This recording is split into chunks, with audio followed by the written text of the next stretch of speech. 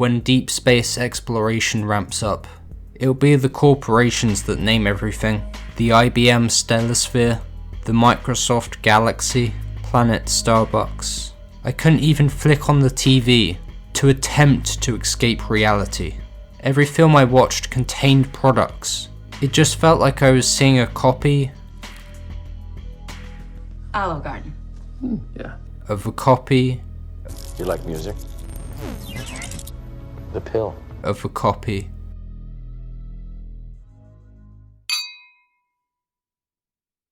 Advertising and products were impossible to escape. My mind can't take it anymore, and that's why I refuse to be a consumer. Maybe I'm wrong on this one, but for me, the beast doesn't include selling out. It's not about money. It's about sending a message. Which is why this video is brought to you by Paid Shade Legends. It's an immersive online experience with everything you'd expect from a brand new RPG title. It's got an amazing storyline, awesome 3D graphics, giant boss fights, PvP battles, and hundreds of never seen before champions to collect and customize. Hey, I've been having a lot of fun typing this script. Typing using the Razer Chroma membrane keyboard. Hey, did you guys know that you can get your name written on Coke bottles? Man, everyone loves Coke. I sure know I do.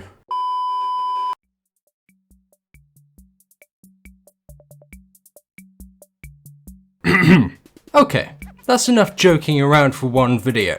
Let's get into the super serious points now. Hello everyone, I'm That Other George, and product placements in movies have always fascinated me. But I guess before we delve into the meat of today's topic, the meat of course being the new McDonald's BLT burgers, only at McDonald's. I should probably state that despite what you may believe from the intro of this video, I have no problem, on the surface, with any of these film companies trying to work with any other external brands to generate some cash. I can respect the business angle of it, and in a lot of ways I think it can be a very smart decision that can benefit all parties. Every film ever made can never guarantee success, and there's been many films, even amazing ones, that just don't perform well at the box office when compared to its budget. So having a financial safety net to fall back on and justify the movie's budget is a positive thing for these movie companies. Product placements are obviously also extremely beneficial for the product. If you see a certain product, or just pure brand recognition in a movie, you may subconsciously take that in, and you might consider purchasing this product at some time in the future. And if it's a product you like, then that's a positive. But as I said, that's how it works on the surface. If you can naturally integrate these products into your content without them seeming too jarring, then I take no issue. But if you don't care about naturally integrating them, and you only care about cramming in as many products as possible, then is your integrity completely gone? No, it's not that dramatic. But in a lot of cases I think it can very much break the audience's immersion, and I feel like expressing criticism because of that is more than valid. After all, when we get advertised to on TV channels in between various shows, or maybe an advertisement that pops up before a YouTube video starts, I feel like at this point we can just naturally accept them for what they are. They are there to fund the content, but they don't interrupt the content itself. Like if you got an advertisement for Tenet before watching this video, I have no association with that film, so there's quite the disconnect between the content and the advertisement. But product placements in films don't quite get that same luxury, and have to implement them in the most natural way possible. However, before we move on and take a look at some examples, I'm going to need to make myself a coffee. Give myself a bit of an energy boost before we delve into the topic.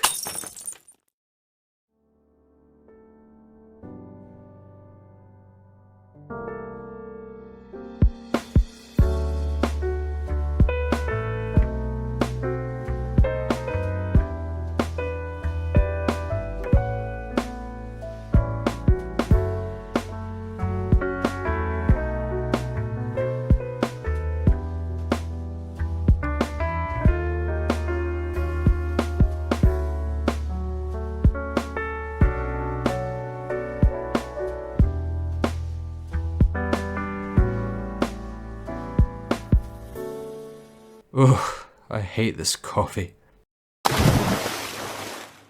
So instead I'm gonna head out and get one. Now I could go to my local Starbucks, but today I'm feeling a bit different because something's brewing at my local D&D. We only have like 3 of those in the UK, but I don't care, go with it. Dunkaccino? Don't mind if I do! This product placement is from the hit movie Jack and Jill starring Al Pacino, and is quite possibly the most embarrassing thing in cinematic history. After the Columbia logo plays, we jump straight into this abysmal promotion for Dunkin' Donuts. Wow, Al Pacino? It's not Al anymore, it's Dunk! Dunkaccino? Don't mind if I do! Then it's this whole musical number lasting for an entire 1 minute and 10 seconds. Kids from 7 to 17 lining up for my dunkaccino. What's my name? Dunkaccino! But because this is also a product placement within the movie's context as well, yes, there's a lot of layers to this. We cut to Al Pacino and Adam Sandler talking about how embarrassing that advert was. And boom, there you have it. Burn this. This must never be seen by anyone. And since Adam actually produced Jack and Jill, part of me almost wants to believe that this was like a genuine behind the scenes conversation that took place and then actually made it into the final cut of the movie. Oh, but it's self-aware cringe, is a common defense that I see for this film. That was a lie, no one likes this film. But yeah, it is self-aware cringe. It's still equally as garbage though. The movie Wayne's World starring Mike Myers has pretty much the same thing going for it, except it's actually good. You see, Wayne's World breaks the fourth wall constantly, and is very aware of what it is, just like Jack and Jill to some extent. The product placements towards the end of the film are hilarious. Contract or no, I will not bow to any sponsor. But the film, to me at least, had almost earned that position because of all the prior setup. You see, Wayne's World is a movie about Wayne and his friend Garth, and the two of them host their own independent show, Wayne's World. But then this corporate devil hiding in a suit comes along, and wants to essentially buy out the show for his own profits. And the film throughout makes an active effort to poke fun at a lot of the entertainment industry. So when it comes round to the corporate devil in the suit, proposing the idea that product placements need to be in their show, we get some pretty funny jokes out of it. It's your choice. Yes, and it's the choice of a new generation. So is it fair to say that this is a million times better than Dunkaccino? I'm not even sure why I phrased that like a rhetorical question. The answer is yes. That is how you do a self-aware product placement. But ugh.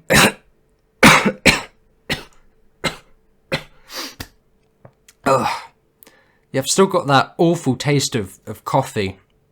Ugh. I feel like I'm gonna have to get a drink of some kind to, wash away that taste. Maybe a soft drink of some kind may do. Yes, a fizzy drink, a can of soda.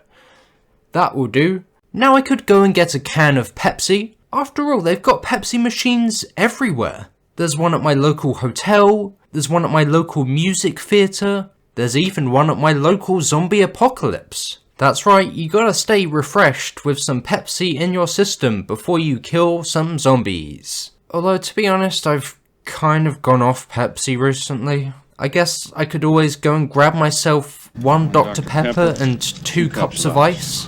Come to think of it, they actually have a ton of Dr. Pepper down at my local pizza place. But, kind of gone off Dr. Pepper too, to be honest. Maybe I should just settle for a Mountain Dew instead.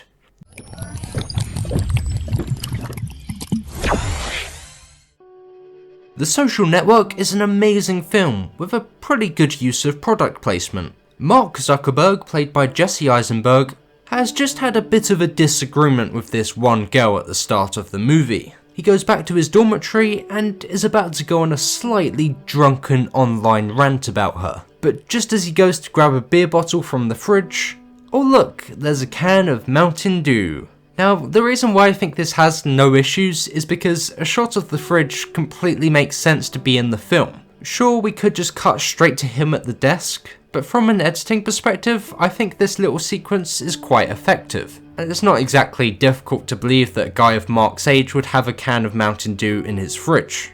It's not jarring, it's not in your face, it's just there, sitting on the top shelf, waiting until the morning for Mark's hangover. If the writers and filmmakers can find a way to integrate these into the story whilst asking themselves, what would be the most appropriate way to place this in? I don't think the idea of product placements would remotely be a problem. It's only a problem when they're incredibly forced. And actually, there are some very small indie films out there that seem to mostly be able to integrate them quite naturally as well. I'm of course talking about the Marvel Cinematic Universe. Brought to you by Audi. Always trying to ride the line between something that's real and of the world as we all know it, but at the same time it feels special and forward thinking and just a little out of reach. So it's like, to be able to work with a company like Audi and sort of have access to their most advanced designs, their most current models, it helps us strike that right balance between real world and the future. So it does seem kind of strange how everyone in the Marvel Cinematic Universe owns an Audi vehicle of some kind. Like, Tony Stark back in 2008 invented a suit which allows you to fly at extreme speeds. Yet, in 2023, he's still driving an Audi to get to locations? It's a little weird from that perspective, but I mean, I guess he could always put Captain America's shield in the boot, so it's useful, I guess. But yeah, the chase scene in Captain America Civil War kind of requires there to be multiple vehicles in pursuit. Probably quite a low likelihood of them all being Audis, but honestly the promotion for it isn't exactly egregious at all. For the scene to function, there would have to be car makes of some kind involved. So why not have the most technological advanced vehicles out there? That's right, the new Audi range from But yeah, we've covered enough examples of the good and the bad, I feel. So before we end off the video, I think I might go and grab myself an alcoholic beverage. Maybe some Carlsberg beer? Or maybe a bottle of Corona? Yes, a bottle of that will do just fine. Yeah, this is from Furious 7. Kurt Russell is basically just helping himself to a pint of beer. He offers Vin Diesel and he says he's more into Corona. So he just picks up the bucket with multiple bottles in it and hands him one. Just copy and paste my opinions of dunkaccino here. It's so awful. Speaking of high budget, crazy action orientated movies, Rogue Nation is an awesome film with an abysmal product placement. We see Simon Pegg at his computer desk with 3 Dell monitors. It then cuts to him playing Halo 5 on his Xbox controller before someone walks in, so he puts the controller in the drawer with the Halo 5 Guardians disc by 343 Industries and produced by Microsoft Studios, and then switches back to some secret agent work. Honestly, the product placement itself doesn't even annoy me that much, but why Halo 5? I know this film came out the same year as that game, but can you just promote Halo 3, you know? The far superior Halo game, the best game of all time. It's just an awkward product placement because how am I, the viewer, meant to believe that people play Halo 5? It's just so unrealistic.